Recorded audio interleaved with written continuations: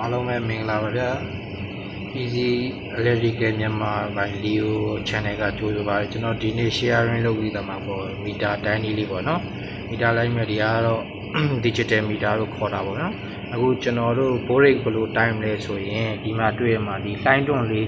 က AC ကိုတိုင်းတာပေါ့ဗျာလိုင်းတွန်းလေး AC ကျရင်ကျွန်တော်တို့လာတဲ့ဒီ transformer လာတဲ့ဟာတွေအဲ့လိုမျိုးဟာတွေ AC ကိုစိုင်းဝင်နေတိုင်းတယ်ပြီးတော့ဒီမြင်းဖြောင်းလေးကဘာကိုပြောတာဒီကောင်က DC ပေါ့ဗျာအဲကောင်ကတော့ဟိုဒီ DC ဘိုးရိတ်ကိုတိုင်းကြည့်ရင်ကျွန်တော်ဒီ selector လေးကိုမျိုးလေးရွှေ့မယ်နော်အခုလောလောဆယ်ကျွန်တော် AC ကိုတိုင်းပြမယ်ဗျာနော်လောလောဆယ်ဒီဘိုးရိတ် AC နဲ့ DC ကိုဘယ်လိုတိုင်းလဲကျွန်တော်ပြမယ်နော်အဲပြီးတော့ရင်ဒီမှာ plot တန်လေးနှစ်ခုရှိတယ်ဗျာဒီမှာအနက်ကလေးနဲ့အနီလေး AC တိုင်းရင်တော့ကျွန်တော်တို့က polarity မလိုပါဘူးဗျအနီနဲ့အတိုင်းဘယ်နဲ့တိုင်းနဲ့ရတယ်ဒါပေမဲ့ DC တိုင်းခဲ့ချိန်ကြရင်ဒီအနက်တန်လေးကအနှုတ်ဘက်ကိုထောက်ရမယ်ဒီအနီလေးကတော့အပေါင်းဘက်ကိုထောက်ရမယ်အခုလောဆယ်ကျွန်တော်တိုင်းရင်ကျွန်တော်တို့တူတွေပါတွေကင်လိုမျိုးပေါ့ဗျာဒီမှာဒီလက်တူကင်လိုမျိုးအခုလောဆယ်ကျွန်တော် AC mode ကိုရွေးထားရနော်ဒီမှာတိုင်းတွန်းလေးကိုအဲကျွန်တော်တိုင်းပြမယ်ဒီမှာ AC ကိုတိုင်းမယ်အခုတိုင်းလိုက်တယ်242ဖို့ရှိတယ်ဒါ AC เนาะ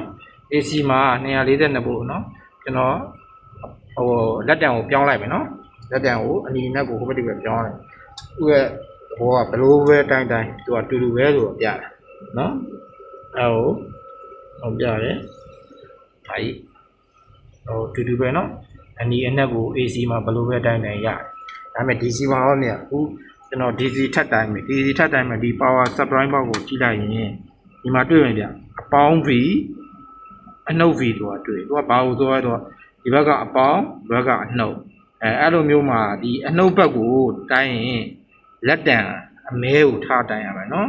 အပေါင်းဘက်ကိုတိုင်းရင်အနီကိုထားတိုင်းရမယ်နော်လောလောကျွန်တော်သူ့အတိုင်းကိုကျွန်တော်ပြပါမယ်နော်ကျွန်တော်တစ်ဖက်ကိုနှုတ်ကိုတိုင်းမယ်တိုင်းလိုက်ပြီအရင်ဆုံးကျွန်တော်ဒီမှာဒီရဲ့ house selector ကိုချွေးရမယ်နော်ဒါဆိုရင် DC တိုင်းတာရင်းဖြောင်းလေးပဲနော်ဒါ DC တိုင်းဒီဘက်ကိုချိန်ရမယ် AC တိုင်းရင်ဒီဘက်ကိုထားအဲ့တော့ကျွန်တော်တိုင်းပြီနော်ဒီမှာကျွန်တော်တူကင်လိုမျိုးကင်မယ်လက်ကိုကျင့်အောင်တူကင်လိုကင်ပြီးတော့ easy ပေါ့ထောက်တယ်နှုတ်ကိုထောက်တယ်ဘက်ကအပေါင်းကိုထောက်တယ်ရော24ကိုဘယ်လိုကျွန်တော်တို့လက်တံကိုရှင်းလိုက်မယ်အဲ့လိုရှင်းလိုက်ရင်ဘာဖြစ်မလဲကြည့်မယ်နော်ဟိုလာလေးရှင်းလိုက်ရင်ကျွန်တော်ထောက်မယ်မိုင်းနဲ့လေးပြတယ်အဓိကမိုင်းနဲ့ပြရတယ်ဆိုတာသူကဟိုလာလေးမှားသွားတဲ့အတွက်ကျွန်တော်ကအနှုတ်ဆိုရင်အမဲကိုထားရတယ်အခုအမဲကိုအပေါင်းမဲ့ထားတဲ့အတွက်အနှုတ်ပြရတယ်နော်အဲ့တော့ DC တိုင်းတဲ့အခါမှာတတိချားမှာကဒီလက်တံပေါ့ကျွန်တော်တို့ဒီ digital meter ပေါ့ digital meter မှာမီတာတိုင်းရင်ဒီ AC ကတော့ကိစ္စမရှိဘူး DC တိုင်းရင်ဒီအမဲကိုအနှုတ်ဘက်ကိုထားတိုင်းရနော်အားလုံးပဲကျေးဇူးတင်ပါတယ်ခင်ဗျ